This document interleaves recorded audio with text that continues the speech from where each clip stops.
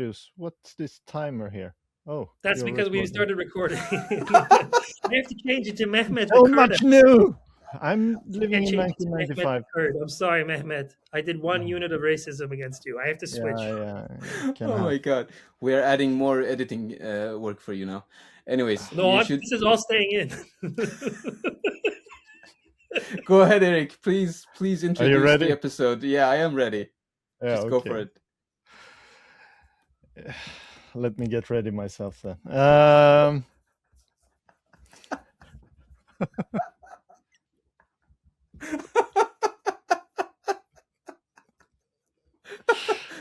Is this the best episode you've ever been to, Sina? Yeah, it's very distracting. I want to insult Turks so badly, but it doesn't work anymore. You made me so mad. All right, I'll start. If you don't mind, I'll start. I can do it. It's fine. Okay, go ahead. Yeah. Hello and warm welcome to Peacemongers. With me, Erik, and with me I have Mehmet. Hello. Hello, Erik. Hello, and as a special guest today, I have Sina Rahmani. Rahmani. We've practiced this before you came, but anyways. Yeah. I know. It's fine. Hi guys. Hi, nice to be Sina. Very our honor to have you on the show. You are, of course, the host of East is a podcast, which both me and Mehmet are big fans of. And we have you here to talk about Iran. How has your last week been in relation to Iran? Yeah, it's well, thanks guys. It's been weird. I mean, for people to know, you are Iranian, so. Yes, unfortunately, I am Iranian. I mean, I will whatever, this week, unfortunately. Whatever that means. I was born there. It was during the war, and my family left. I was very young, so I have obviously no memories. My sisters have memories, but I don't know. I don't remember that era. So I'm, diaspora kid, grew up in the West. I pay attention to Iran stuff, but I don't really claim any expertise at all.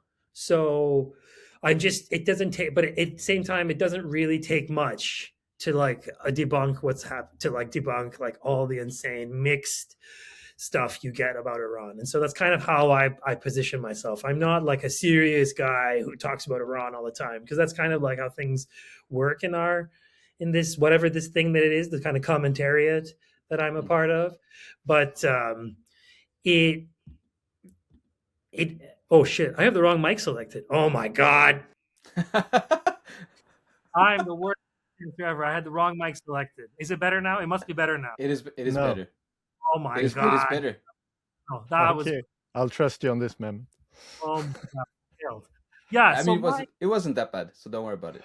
Yeah, it's okay. My voice is right here, actually. The onboard mics on these Macs are okay. But so I don't really, it's hard, because I follow this stuff and I watch this stuff, and obviously people come to me for questions.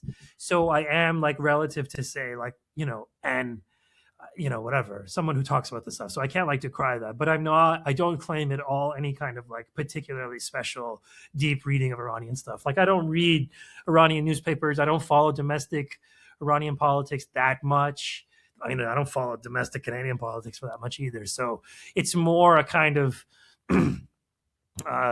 hobby of mine to look at news, to look obviously what's happening. But overall, yeah, it's pretty fucking bad. It's pretty bad, and this is extreme amounts of violence, and it's disturbing. The violence itself, the amount of violence aimed both ways, you could say, is intense. It's not something that Iranians have been accustomed to at this scale for a long time. Yeah. So I'll just say that much. It's been a rough week in terms of watching, and it's you lose a lot of sleep, and obviously not being able to reach anybody. It's been several days. I did get a message from a friend of mine, actually, and really speaking of which, I should just read it. That's a good way to start this podcast. Yeah. I meant Please to do do. that. It's from friend of the show, Navid Zarinal, and Mhm. he sent me this. I was having a weird sleepless night last night, so I was up at like 1 to 5, and he sent this to me at 3 a.m. and I just said, he just like, oh, I got online. I was like, what's happening? He said, oh, I can't. He tried to do a voice note, he couldn't send it, and then this, he said, this is also a text I wrote up. So this is Navi said, I've been in Tehran since the start of the protest, and these are my observations. On December 29th, segments of Tehran's bazaar, major element of Iran's economy, protested the rising inflation. The anti-inflation protests expanded beyond the bazaar and became a nationwide phenomenon. The exiled clown prince is what I'm saying. He wrote Crown Prince. Reza Pahlavi issued from his home in the United States a national call for protests to take place on January 8th. On the night of January 8th, the protests turned violent. Okay, it appears that a number of armed groups organized by U.S. and Israel began to kill police officers and possibly even shot at protesters to foment chaos. Iranians unaffiliated with foreign intelligence, mainly younger, also set Iranians unaffiliated with foreign intelligence, mainly younger, also set public properties on fire. These included cars, fire trucks, public buses, and even mosques. I haven't seen so much of this destruction myself, so they seem contained to certain areas. Because of this, most shops have remained open during the riots. He's in Tehran, okay? On the night of January 8th, the state mobilized more security forces in response to the changing situation. Before January 8th, it was mainly the police which didn't use systematic force against who didn't use systematic force against the protesters. Okay, I flubbed that one. That's important. Before January 8th, it was mainly the police which didn't use systematic force against the protesters. More violent confrontations took place after January 8th, including the use of rubber bullets by security forces. The number of casualties are unclear as of yet.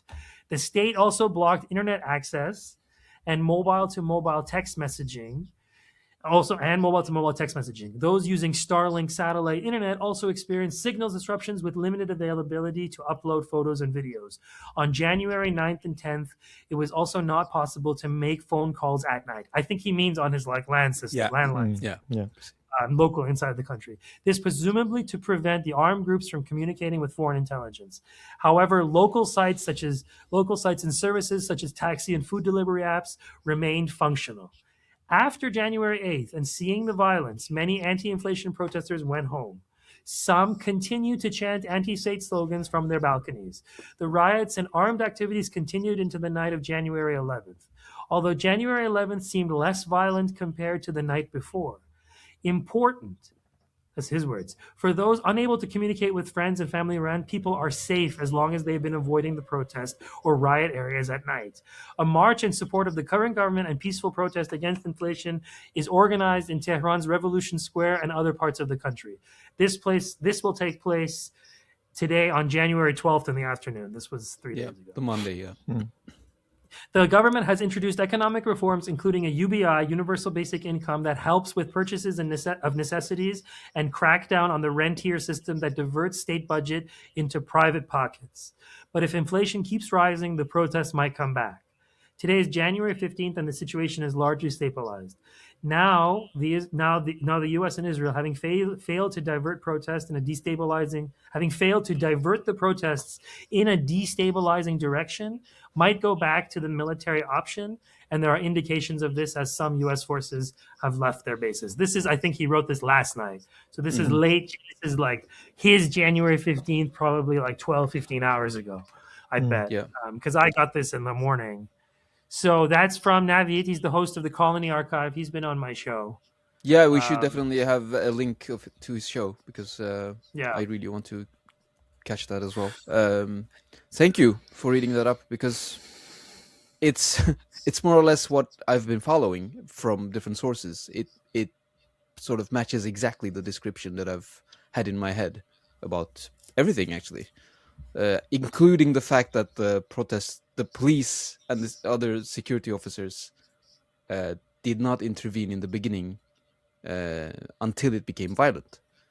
It like is the extremely important. The first 2 days.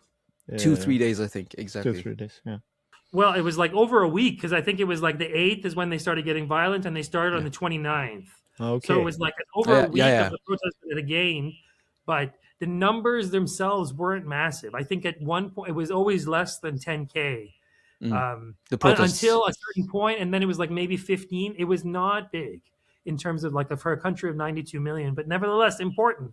A big statement from a certain section of the population says that that they're exhausted, that these, so this is not as I said in the interview I just did earlier today, like people protest to make their lives better, right? We instantly want to read protests as revolutionary over here, right? We instantly want to see that because we have this Zionist media class and a political, economic, military, imperial class that sees regime change in Iran as like the crown jewel of the foreign policy. So as a result, there's this kind of insane wishful thinking that happens at these times, that like a country as big as Iran is suddenly going to overturn because a small portion of its population have taken to the streets. So this is always the kind of weird, surreal moment. And the imperialists are really good at manufacturing crises. And what that means is it's not that not just the crises themselves, like they can make it happen. They can create chaos. This is what they're good at. This is what they excel at. But also in the sense, because of their media power, they have this ability to really turn it on. And of course, they've been turning it off on Gaza and then turning it on really intensely in Iran, all at the same time in unison, and a bunch of actors all together writing like statements and stuff, like influencer campaigns, all that stuff, like right out of the box. So it's designed to make you go crazy, this information warfare. There's very little healthy like debate over like the meaning of this stuff. It's a lot. But also the inflation is perhaps controlled by the United States. They've been doing the same thing with Cuba and Venezuela, like creating inflation, making the economy create the situation. To create the situation where you have protests, or you have like hardships on like the markets and like on the ground level. No, absolutely. This is it's the manufacturing of misery, the immiseration of Iran. This is a crime, like a crime, historic crime against our people, and you can really describe it as genocidal, because you're going after the ability of a people to reproduce their lives when you when you deny them, chicken feed, which is like one crisis they were able to sort of create in Iran. Because at the end of the day, Iran's sovereignty is what's at stake in all of this. Its ability to be a sovereign country and not weak and dominated and extracted, and exploited for its natural resources, which is the fate of most countries in the world in Iran's geopolitical position, which is to say, outside of the global north, G7, G20, G7 countries, let's say, G9, I don't know, whatever it is these days. We don't even talk about that shit anymore. But whatever, the sort of like first world, whatever you want to call it, whatever designation, this global north entity, Iran is not part of it. Is in fact very much anathema in terms of its West itself, as it represents this evil country, this big bad regime. So it's that we have an entire world system hostile to us, accompanied by immense psychic and media warfare, and on top of that, hybrid warfare. So I refuse to believe that this currency crisis is somehow disconnected to the wider intensification of pressure. Because I don't see it as impossible for imperialists to help create or stoke, or at the very least, like make worse currency crises. I refuse to believe that there's like a complete kind of natural phenomenon emanating from Iran, that like the world financial system works for these imperial powers that are aimed at the heart of destroying Iran. So I'm a bit more defensive. I think this time around, it was really shocking to see the absurd about face of our media class, where you have this kind of like vague, complete silence on Gaza for over 2 years, in one of the most violent holocausts in terms of like size of the region that we've ever seen in history, the most violent bombing campaign in history, one of the most violent, intensive open sieges, right? Just an array of human rights crimes, war crimes before us every day. And you're supposed to believe that the Iranian state is doing like pure evil. Like, I think this is like the maddening thing of like, am I like Truman in the Truman Show? Is there fake? Am I stuck in a fake world? Exactly. And everything was recorded as well. Like, it was live streamed more or less, the genocide. But that wasn't enough. And then now it's like, oh, we can't get information or videos, but we've seen videos also. They are horrible. They're shooting people in the genitals. I mean, insane lies. It sounds exactly like Gaddafi is giving his soldiers Viagra kind of stories we're hearing. And people are just, yeah, that's what is happening. We should stop it. We should intervene. That's what people here are talking about, which is insane. But actually, like you mentioned a bit, the sovereignty part of the whole thing about Iran, that it's the important part is that it is sovereign in West Asia, the only sovereign state that is left actually in West Asia. Maybe we should wind it a bit back, because people really don't know almost anything about Iran here, and like the only thing they know about Iran is propaganda, nothing else. So what is Iran? I mean, it's Iran is the land of many contradictions. But I mean, if we specifically talk about the revolution itself, Islamic Revolution, in sort of, just to summarize for people to understand what's the context and why is Iran in the crosshairs of the empire for the last 46 years, 47 years almost. Yeah, no, it's important. It's important to sort of sit down and think about it clearly, like clear-eyed, no bullshit. Shake off the liberal framework off all of this. It's very simple. Iran is a sovereign power, and it retains sovereign national control over its resources and her people. That's it. This is anathema to the American world system. Like, this is not allowed. And the way it's supposed to work is that you're supposed to get in behind, you're supposed to get in place in the global supply chain and keep your head down. And maybe if you're lucky, we'll let some of your ruling elite send your kids to our shitty universities and like get jobs in our banks and PR firms, if you're lucky. And we won't kill you and squash you like a bug. And so this is basically how it works. It's simple like that. There's nothing really special about Iran in historical sense. Now, is it rare today to have countries that are sovereign? Hell yeah. There's very few sovereign countries in the world. No countries in Europe are sovereign, frankly. What sovereignty do they have? Greenland. I mean, they're sending 2 soldiers per country to save Greenland. I mean, it's ridiculous. It's a farce. I mean, America has puppet control over the entire continent of Europe. Political, military, ruling elites all do the bidding of the U.S. The EU is basically like a UN school. It's like a model UN program for like, elite kids.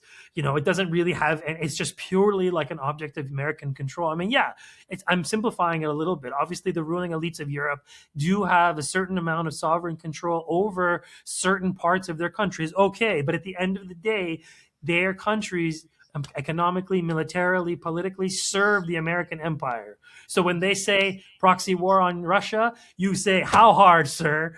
Like that's what you do, even if it's not in your interest, right? I mean, the few examples, maybe Hungary to a point, like Hungary is one of these weird examples where it actually resists. I mean, it's Slovenia. Slovenia, maybe a little bit, or maybe it's just rhetoric. I'm not very informed, but yeah, it's rare. Yeah. Sovereignty is rare. It's not. It's a special rarity on our planet, and we're watching them go after another country's sovereignty, namely Venezuela. And we watched it live. They kidnapped the president of a sovereign country, and they did it live. And they memed it, and then they quickly moved on like it's a non-issue because they got bored. Like they got their fun out of it, and now it's meaningless. And they're basically like holding hostage negotiations with Venezuela. I mean, it's insane. So we have to really take a break here and realize that like the U.S. empire is dying, and its death is going to be spectacular, which is to say it's going to be filled with spectacle. And these absurd farce of the spectacle that, this aging, senile, like diaper wearing freak who's probably got like a mountain of blackmail material on him. He's openly controlled by this tiny, insane, like genocidal Zionist lobby. Like American home front is like falling to pieces. It's crazy. I mean, I will say the one thing: if like you can't see the connection overall, I will say this: like you can't see connection between the wider decline of the West in so many different registers and Al-Aqsa flood and how it's been bleeding their precious little ethno state, and it's forced all of them to kind of reorient them to like help this little ethno state along in its defense, that like you have to spend immense amount of money defending it from a war it started with Iran. Because like it's not it's beyond rational at this point. I think that's what's so dangerous. That's what this like keeps me up at night, I'd say. And that's what like these are irrational sociopaths. That's the worst kind of sociopath. Yeah. And I think it's Benji that introduced me to the concept that this is the rest of the world is trying to boil a psychopathic frog that has nuclear weapons. And like I was really afraid yesterday night. Like, what will they do?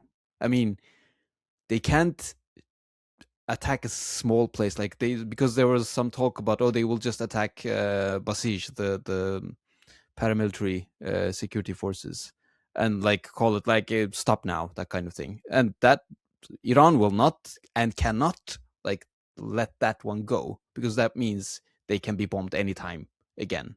That means Iran turning into Lebanon. And they don't like the power projection. They don't have that right now. The US doesn't have that power projection right now in the West Asia, really. I mean, not as they did during the 12th Day War. So I was really scared, to be perfectly honest. And I am still kind of scared what they will do or want. I don't know. I mean, it does look like it died down, but I mean, they are just deceitful all the time. So it's difficult to know where this will go. But what do you think? It's nightmare. It's a nightmare, man. Sorry, Erik, what were you going to say? No, I don't know. Nothing. Okay, good. I thought you were going to say something. No. Keep going. But so, I mean, I had some questions about why, like, what's US's gripe with the Islamic Republic of Iran. But you just simply answered that it's sovereignty. Okay, I mean, I can be more specific. Okay, let's be real. I mean, we can connect it a bit more to maybe Palestine itself, and like, sure. Yeah, no, obviously, could there be different sort of shades of sovereignty that could maybe work a bit more compatible to the US? No, that doesn't exist. That's not. It's like pregnancy. There's on or off. That's it. It's no in between. It's sovereignty. You're either sovereign or you're not. And that means, in terms of, what do I mean by sovereign? I mean the ability to forge your relations with other countries. That's what I mean by, that's like my definition of sovereignty, I would say. It's hard. That in the abstract, and because Iran's sovereignty is expressed through a national project that is dedicated as its foreign policy kind of major goal, like the kind of goal, the kind of telos, if you will, of Iranian foreign policy is the liberation of Palestine, right? That is for them, and the liberation of the region from American imperialism. That would be for them the kind of, if you could say, a kind of aspirational goal, which on the other side of things, the American empire and its ethno-state, like forward operating base, that is their primary goal, is defeating Iran. Because without Iran, it's the final bulwark of a kind of indigenous anti-imperialist resistance. I mean, there will be other resistances if and when this version of Iran falls. There will be, I'm sure of that. There will always be. But the last state actor who actively supports the liberation of Palestine, which means providing arms, providing material support, that's Iran. And so this goes to the heart of the sovereignty question. You can't question the American world system, and the American world system at its heart has this insistence upon you to genuflect to the racist Israeli race war country. Okay, that's the rule. They passed laws in the U.S. that outlaw you from boycotting Zionist products. Okay, can you imagine a law that's like negative? You are not allowed to not buy something politically. Like, how are they gonna do that? Like, how are you gonna enforce that? So like Zionists are so poisonous to their political environment that they like alter the very laws that country supposedly identifies with. America, the famous country that says, "Don't tread on me." Okay, the Chuds love to fly that stupid snake flag, but there's a big fucking asterisk at the bottom, unless it's except it's about Israel. And that like ridiculous state of affairs for their own is now becoming more and more apparent, I would say, to more Americans than ever. I think as Zionists have made themselves so hateful and destructive and destroying everything they touch that it's starting to be like, hey, these people are kind of crazy. Like, what's going on? And so Iran's position in all of this is to be kind of the play there in this Hegelian sense, like an antithesis. American empire is a thesis, right? And Iran is this antithesis, like, because Iranian sovereignty supports the liberation of a people who are not supposed to even be named, who are supposed to have been rolled over and died decades ago. So this is the heart of the issue. This is the heart of the issue, is sovereignty and the ability to forge your own relations outside of the world and create your own alliances, be able to forge them. I mean, it's no accident that they do this Maduro stuff before they start their saber rattling on Iran. This is a message. So if you do business with these people, you're going to be part of our noose. If you like get too close to these countries, we're gonna let you know what it means. So we're at a really dangerous time. The ethno-state is the only hope they have. This is really dark. Okay, this is the shit that keeps me awake. The only hope they have, slim hope too at that, is if there is a big war and they can rule over the rubble. That's it. Like, that's all they can really do through America, obviously. Because otherwise their project is dying. Its feasibility is fading. They've poisoned so many of their human resources that they've chased away their own children. They've imbued this fascism into their religious institutions. They brought it in to their cultural life. It's everywhere. Fascism is a disease. Fascism is a poison. And they bring it into their institutions, and it will kill them eventually, because that's what fascism does. Now, the U.S. is a pretty fascist fucking country, and it's still alive. So maybe they can go on a lot. Maybe I'm just being like a humanist dope of thinking this way. You can accuse me of that. But long-term, fascism can't win. It can't win even with itself on its own premises. It just needs to up the ante, and they're turning up the fascist genocidal violence. And even then, it's not working to like bring their people all around them to heal. I don't know. That's my kind of general reading of what Iran's role in all this is with respect to Palestine. And yeah, they'll never forgive you for taking control. They'll never forgive you for your sovereignty. That's it. Imperialists, it's unforgivable sin. They've been punishing Haiti for the revolution for 2 centuries. Because they dared to break away from their world system, and they are really close to the U.S. empire, actually. Yeah. So right there on their border. It makes it much more dangerous for them. Yeah, I realized that that's something here that I haven't really thought about. I mean, it's so obvious, but it's that the distance to the imperial machine is something in all of this. Obviously, like just being south of the U.S., as Venezuela is, makes itself way more exposed to the brunt force of the U.S. empire. Just the sheer tonnage could be bared down. Is that easy to do in the Middle East? Not really. We saw it with Yemen. I mean, Yemen just chased them away with, extremely limited resources, with extreme ingenuity and extreme courage. Like, there's nothing in the world that parallels that. But still, but Venezuela cannot do that really, because there is no Red Sea there. It's just a huge, gigantic ocean as well. And I mean, they could have done maybe something similar, but it requires an extreme preparation as well. I don't think it's comparable. Erik, you were going to say something this time. Yeah, Iran is sort of geographically well situated, like with the Strait of Hormuz and the mountains, and it's not very easily attackable in a total war successful manner. Has that like situated to their defensive stance also? Obviously, like Iran's geography is like very much to its benefit in terms of its defending itself. I mean, it's like a crazy mountainous country. It has this, and it has control this immensely important, as you said, immensely important Strait of Hormuz. Those are a choke point of the imperial oil flow and the petrodollar, which is to say. So like this is way too much control. Like I've always said this too, is that the global economy runs at the permission of the Iranian government. Like that's of like the IRGC Navy. Like if Iran wanted to, it could close the Strait of Hormuz and choke off oil supply to the whole freaking planet. Like, and that's it. And there's no more, like they can't just make up for that. Right. And so this is, you can hurt Iran. You can hurt Iran in numerous ways. And they do.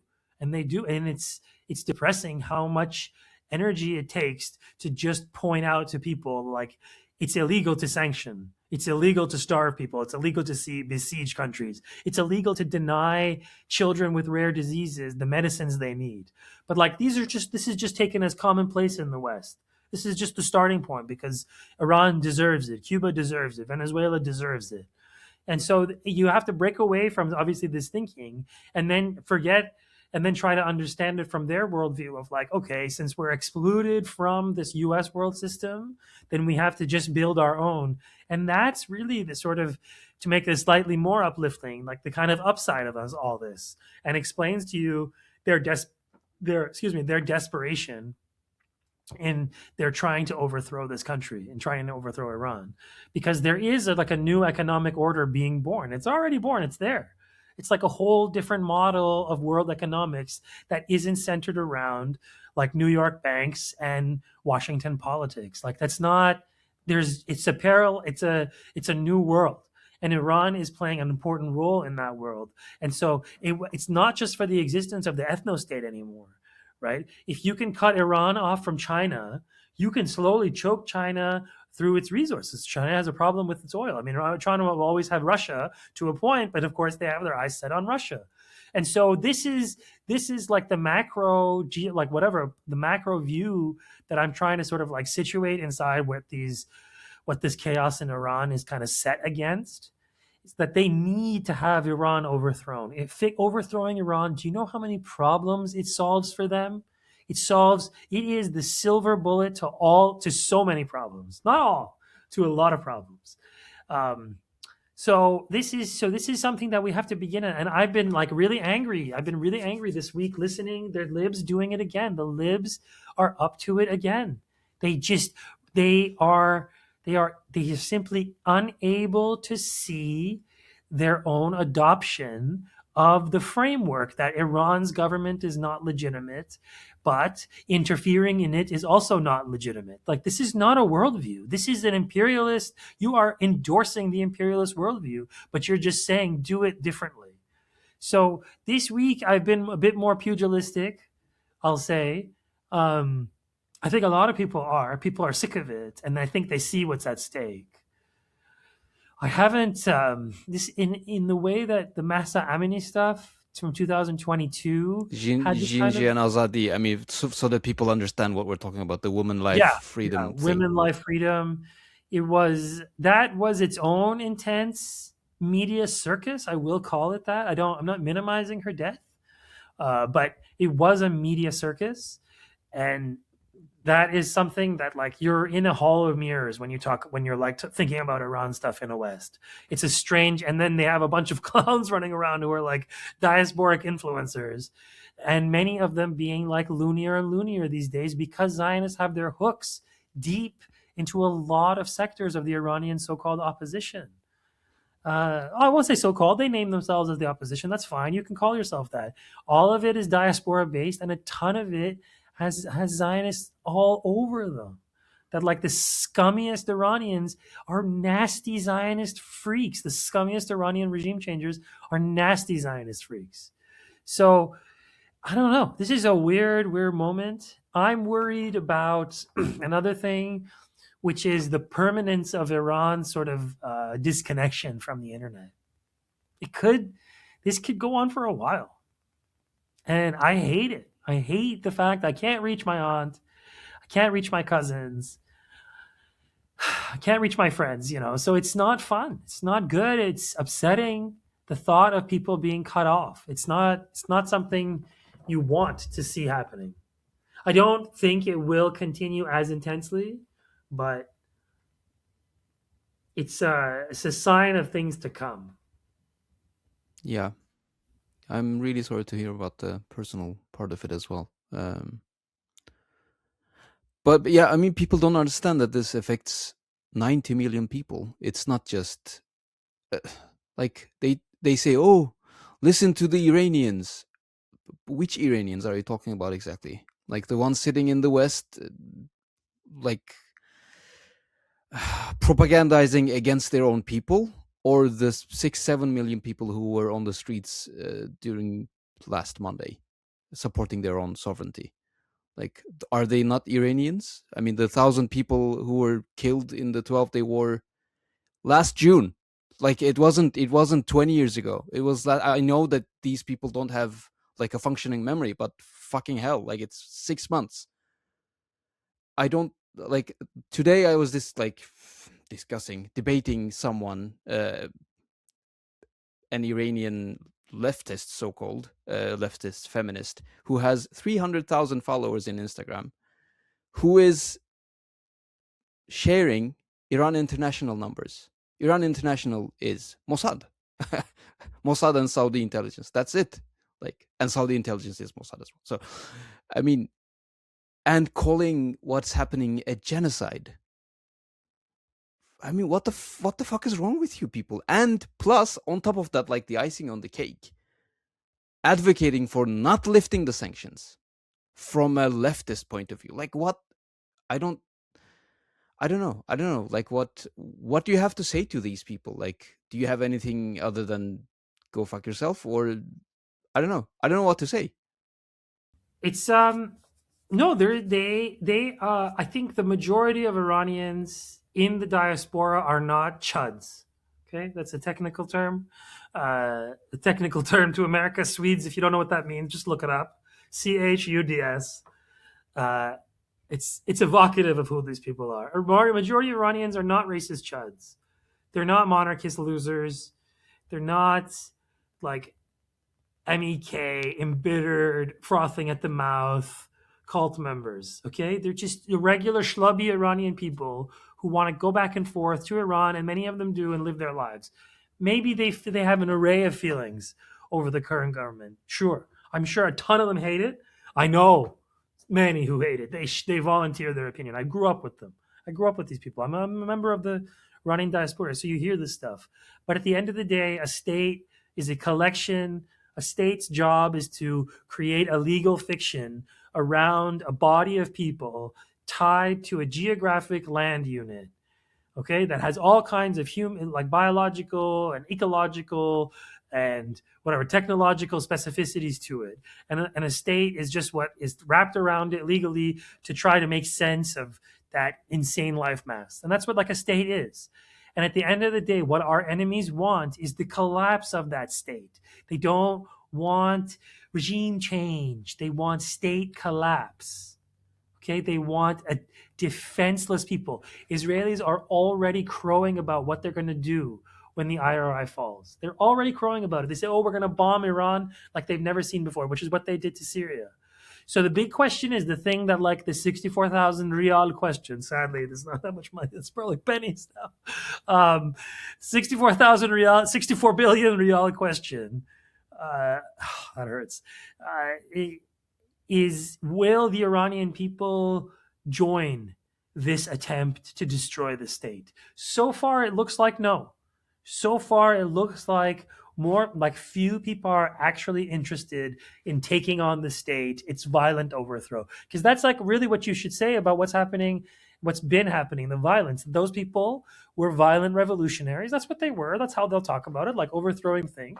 And they tried and they used violence against the organs of the state, and they were met with also their own violence. Many died. It's unclear exactly how everyone died. We don't even know a body count. There's been a lot of hysterical numbers. It's a lot of people, and actually it's unknown how many of those percentage are actually state security guys. And it's not even so, like, even the so-called body count of like, oh, the bad regime is mowing people down. I mean, it doesn't make sense for a state to do that. It's like, if this is how you respond to protesters, you're going to get more protests at the end of the day. This inflames the situation.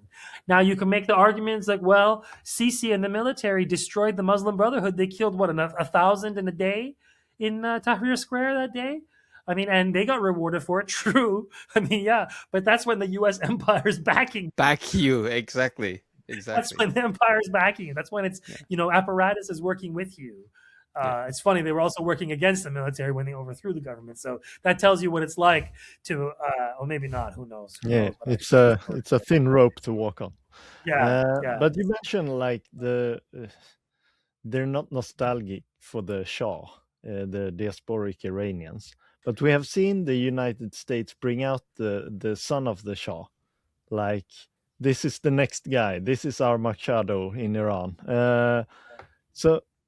And I reacted strangely to that, because who is nostalgic for the Shah? Is it just for Western audience? Or it's like a few 100,000 people living between like Virginia, LA, Southern California, like Texas, maybe. To me, it seems like really bad PR. I mean, like the Women Life Freedom, that's much better PR for empire than, oh, we're going to bring back the monarchy. Oh, that's, I mean, what's happened is, what's happened is that one of the consequences of the Zionist, I don't know, colonization is the wrong word, but conquest maybe of the Iranian opposition is that they found the most fascistic one to put forward. And the person who, there's like different pools that they have to choose from into these Gusano things. And one of them is a kind of a liberal one. One of them is a little neo-conny. And then another one is like openly right-oid, fascist, Pahlavi supporters. And they're always around. I knew them. I saw them in LA. I didn't know any. I mean, who cares? But this is a class of people. Many of them fled with that class. I mean, there was a ruling class of Iran under the Shah, and many of them, if not most, left for their own safety.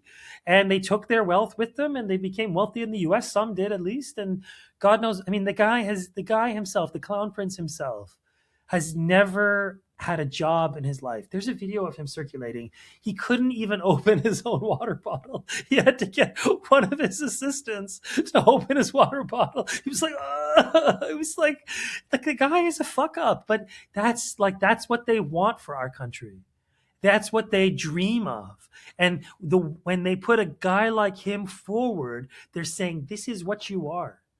You are a feckless, unaccomplished, doofus, cuckolded, basically, like Clown Prince who lives in La La Land in his own brain, walking around getting advice on how he's going to take over. I mean, come on, man. The guy would be murdered on the spot. He himself has said, I don't want to be a victim for Iranian people's freedom. He said that when said, like, oh, will you go back? He doesn't even want to go back. So this is like a farce. Yeah, I don't even think that he deserves the time, to be honest. Like, it's just a stupid theater that actually does not have any bearing on reality itself in Iran. So I don't know. But so there are I think that this discussion about the Iranian diaspora is important, because especially on the left, there are sort of leftist Iranian diaspora as well that has so much influence, especially here in Sweden, actually. And they are doing this, oh, we should have two thoughts at the same time in our head kind of thing. Like, I mean, can you please explain sort of the primary contradiction here? We've already talked about it, but like, why is it wrong to have two thoughts at the same time in their head at this point, at this inflection? No, I mean, this is just like it's a way of getting around the difficult problem, which is like, why are the worst people in the planet on your side when it comes to overthrowing the Islamic Republic? Like, why? And then maybe they'll defend themselves and say, no, they're not on my side. They have nothing to do with me. So I want a different end, which could be true, right? They don't want state collapse. They would want some kind of middle ground. That doesn't exist, but okay, let's say it does. The magic revolution. Let's say, like, you can press a magic button that retains Iran's sovereignty, but somehow cools relations with the West. That doesn't exist. They tried that in 2015, and it was called the JCPOA. And they were trying to square a circle that they can never do it. And what happened 3 years later? Yanks left and left us with the bill. And in fact, there's like rumors now, there's rumors now going around that Zarif and Rouhani have been arrested and put under house arrest, that's some freaking breaking news. Yeah. Which is, I don't know. That's insane. I didn't see that in my, bingo card, whatever they call it. I didn't see that. But here we are. There's a lot happening on the ground. I believe that like the Iranian state is fighting a very insidious, and possibly like soon to be militarily intensified hybrid war against the entire Western machine. And these people they play for keeps. They want to like destroy Iran, enslave its people, and remove any ability to put up any roadblocks to the U.S. empire. That's it. Simple. What do you expect inside Iran? I mean, you just mentioned that they might be taking Zarif and Rouhani as prisoners. Supposedly they're under house arrest. Yeah, that's what two MPs, Iranian MPs, announced on friend of the show Ali Alizade's show just earlier today or 2 days ago, 1 day ago. Maybe I've seen it today as well. But you can just maybe mention who they are. Rouhani was the former president of Iran in the mid 2000s. I want to say 2 terms. Did he get 2 terms? I think so too. I think 2 terms. And Javad Zarif, who is well known. I've actually had his speeches on my show. I'll admit, I would be impressed by. I tried in 2019. They were in charge, and they were trying themselves. Like, there's a famous speech he gave, and he's like, do we live in the jungle? After they pulled out of the JCPOA. And I remember him saying, like, do we live in the jungle? Like, is that what it is? It's just like no rules. I was like, yeah, bro, you finally got the memo. But so him and Rouhani have been put under house arrest. That's something. I mean, they are behind the JCPOA, and they have been pushing better relations with the West. The JCPOA was endorsed by the Iranian state. It wasn't just like some rogue thing. So I don't know. I don't know. I'm now in murky terrain. I'm doing the thing that I always advocate against, which is like, who the fuck are you to talk about like what's happening in Iran? I can talk about like framing. I can talk about hypocrisy. I can talk about it as a Westoid. And I can talk about my limited knowledge of like inside the country in terms of its own internal logics. I mean, most of my understanding of Iran's role is it's in relation to its outside forces, its foreign policy, right? And so its military policy, the role of the IRGC Quds Force, right? The name of the Quds Force is obviously kind of like the centerpiece of their foreign policy, which is Quds is Jerusalem. Yeah, I mean, yeah. So actually, this is my genius point. Okay, genius is not a genius point. It's just a simplification. This is like the JCPOA was an attempt to do something impossible. It's the impossible or the unstoppable force meets an immovable object, right? So the unstoppable force is actually, it depends on how you see things, but the unstoppable force in one way could be Zionism and American empire, right? That it's this unstoppable power. And the other hand, you have this country, which is a rock, which is a mountain, and it can't be moved. And until the people themselves deem it to like start helping to bury it, which is what happened in Syria, Libya. How many of the people? I don't know. But a certain number of them, surely a considerable number of them, decided to join forces with the people burying that country, which is something that haunts me. Is that a potential future? Because I'm like somebody who's like every day thinks about what happened to Syria, and I think about it, and it haunts me, and it's why I'm such like I'm like just on the But the Syria, the contradictions are still there, even worse. I mean, the battles are back, and what they did to Syria was not sustainable in any way, shape, or form. I mean, just to jump in there, they don't give a shit. Like, that's not. I don't think they care about sustainability or anything. They just wanted the chaos instead of an orderly state that was part of the nexus of the axis of resistance.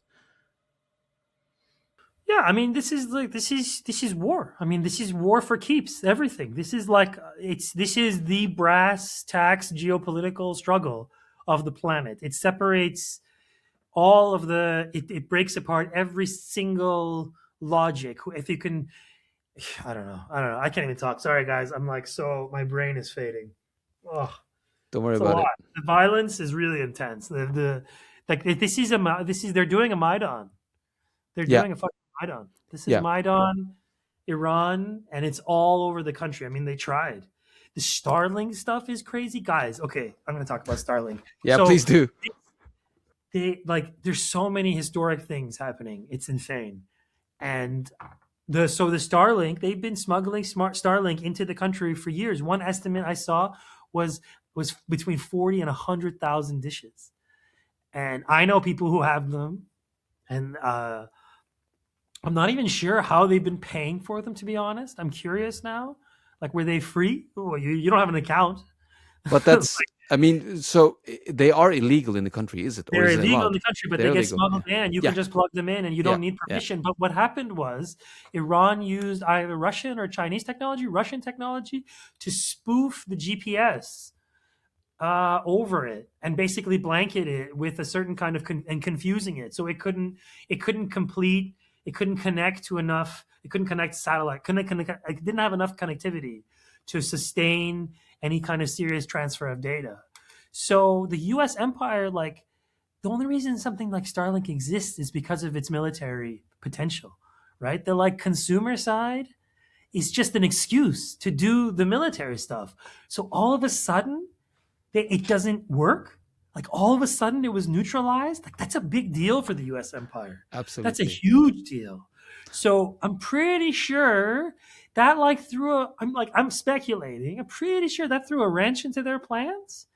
That like it wasn't supposed to go down like this. That I think that they might have had like the Iranian state kind of like, I guess, and its allies together worked to kind of decode this. Maybe they've been tracking the installation of satellite dishes. Maybe they can see it. I mean, you can do a lot with drones. You could do a lot with drones. And Iran has a lot. And Iran has a lot of drones. And so this is beyond. There's historic things happening in all of this. So much. I mean, and I don't think we'll know the depths of it for a long time. And like, it feels like a Stuxnet moment, but in reverse. Like where they opened a Pandora's box, because that was the Stuxnet moment where they were like, haha, we're now doing digital crime, like at the state level, at the state terror level. Now it feels like a certain game, like the sort of base, one of the foundational aspects of like American power, which is its connectivity, its ability to sort of like real live intel, its SIG-int or whatever they call it, signal intelligence. It's that like all of a sudden you're back to square one, that you don't have the ability to evade your enemy's data restrictions, that like maybe states turning off the internet is going to become more normal in coming wars. Yeah. And like, as I said earlier, that's not great. That is not great. And I mean, obviously all states monitor their internet use. All states control it. They have the ability to. But what we saw in Iran was that's pretty staggering, to turn off the internet for 92 million people And then on top of that, to neutralize the other internet that had been, God knows how many hundreds of millions and billions probably they invested into that. And that was probably what they built their plan around. Because at the end of the day, like these kinds of operations, they rely upon the spectacle of it, the spectacle of revolution, the spectacle of uprising, the spectacle of revolt, right? And so if you don't have enough people there, it's like if you film it, they will come situation, and you inspire others. But there was no footage coming out of Iran for days, which is like, yes, disturbing. Like, you don't like the idea of Iranians being cut off from the world. It's discomforting. But when that internet is a weapon against the country's sovereignty, what do you do? Like, what do you do? How do you solve that problem? I don't know. I'm not a leader of a global South country under immenent imperialist attack for decades. I'm just a podcaster, which is almost the same thing.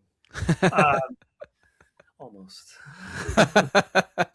No, but I mean, I agree with I think if they couldn't turn off the Starlinks, things would have been radically different today.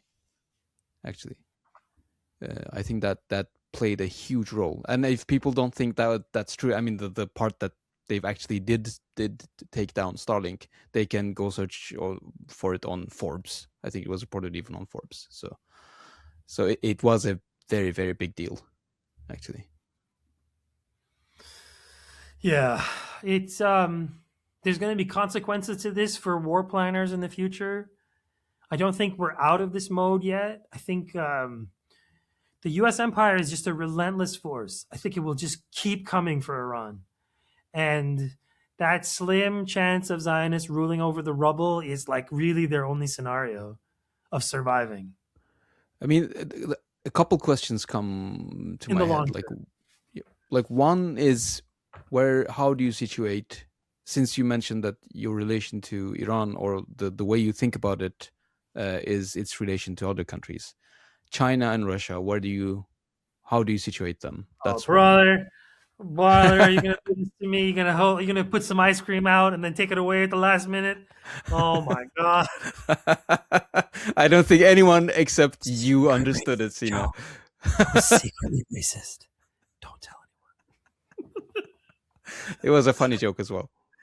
It's also racist. Okay, this authorial intention. That's important. I love your people, bro.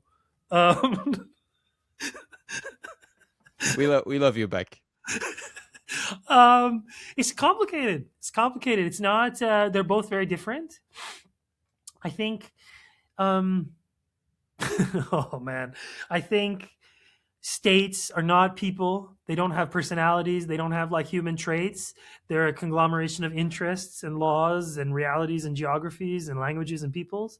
But I think what happened in these last, 15 years, let's say since Xi and since the intensification of the war against Russia, I mean, that's like 2006 is when they said, sorry, we're done with you. We gave you a chance to take your position, but you have too much sovereignty. So I think this weird conglomeration, this alliance, this like tripartite weird alliance between these three countries, as contradictory as it is the basis of a different world order. I think in the sense that, like, which is not just put Iran on the scale of what Iran and Russia and China are, both in terms of population. Iran is a big country, sure, but Russia is like 3 times its size, population-wise, I think. Maybe less, maybe double, I don't know. I have to check. It's pretty freaking big, but it's also like and as a military power, it's much bigger than Iran. And then same goes with China, not just geographic, not just, its population, but also its military. So I'm not equating them, but I think that these three countries have been so beleaguered by the U.S. empire, have been so harassed by the U.S. empire, which has proven itself to be such a nasty force on the planet, that it's made sense now to drive them together. Is this Brzezinski who said it? So this is the worst thing you can imagine, or something. Yeah, exactly. We can AI the quote. Exactly. It's like Brzezinski, no, it's Brzezinski. Iran, China, Russia. Yeah, and it's like that's what's happened. And inside of that, though, it's that tripartite alliance is a land of many contradictions, because Russia is a Zionist state. Okay, without Russians and people from the Russian-speaking world, Zionism would probably be dead now. Probably, I would say, maybe not completely, but it would not be what it is now. Like, that was the decline of the Soviet Union was a terrible, terrible consequence for Palestine, because it was a freaking boot injector shot of plasma into like the jugular of the Zionists in terms of people and all that knowledge, and a certain kind of Zionist came to represent this kind of thuggish, we're not going to take this and whatever. I mean, obviously it was always kind of like that, but at the same, whatever you want to say, that's like a Russian project, right? And so I remember early days of 2022 during the war, there would be protests, pro-Ukraine protests in Israel, fighting with pro-Russia protests in Israel. And it was like Russia moment, or like Zionism moment, because Zionism is itself is the land of many contradictions, and like just bringing a bunch of people to your country and duct taping them together around your supposed Jewishness, you can say that's normal, you can believe that's normal, but it's not enough. It's not enough. You have to have something else other than this identity, this religious whatever. You need something else. I don't buy it. I don't buy the project of Zionism. It's not something else. And honestly, guys, this is like, we should probably wrap up because I got to run a bit.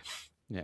But like, if I'm going to like leave anything with people, it's like, I think at the end of the day, what it is about Zionists, why they're so obsessed with Iran, aside from the fact that we're the bulwark of behind the resistance that is so like crushing them, I think they're just jealous that like we're a real country with like a real people, with like a real history, with the ability to feed and grow and protect ourselves and defend ourselves.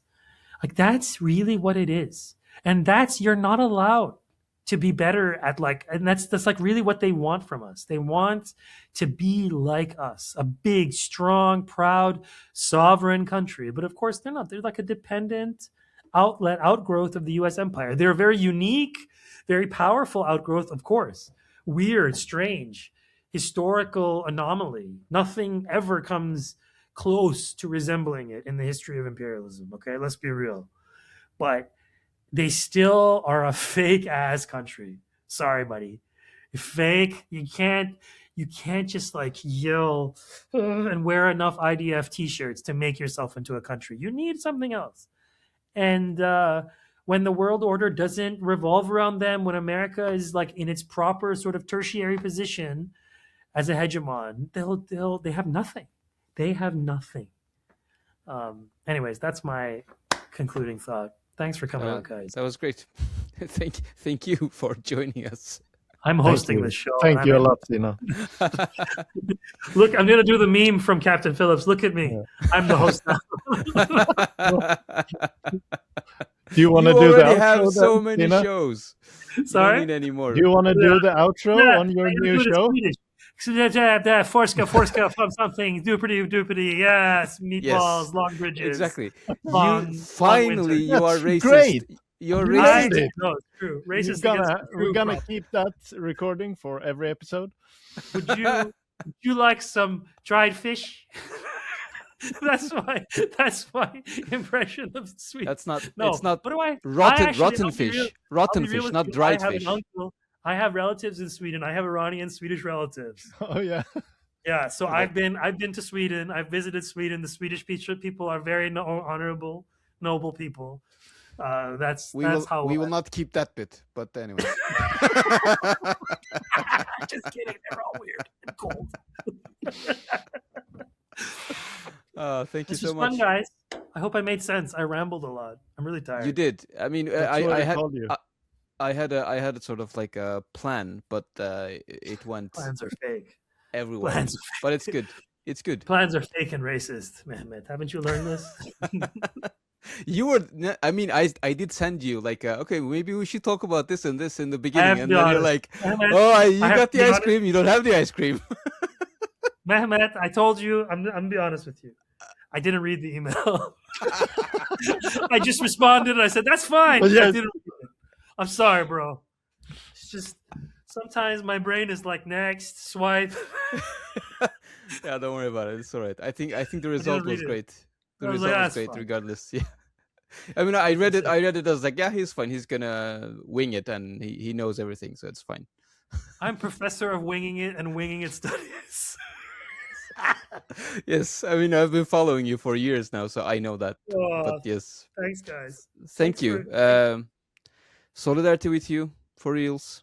I am praying for Iran. I mean, I can't. I know that I can't be in your shoes, but I am sharing most of your fears and anxieties. So you're not alone. And I mean, Thanks, fuck man. this shit. It will be as I wrote somewhere else. Like in Quran, there's like a specific verse. It goes, they plan and Allah plans, and Allah has the best plans. So that's where I lay my head. So I hope it gives you something.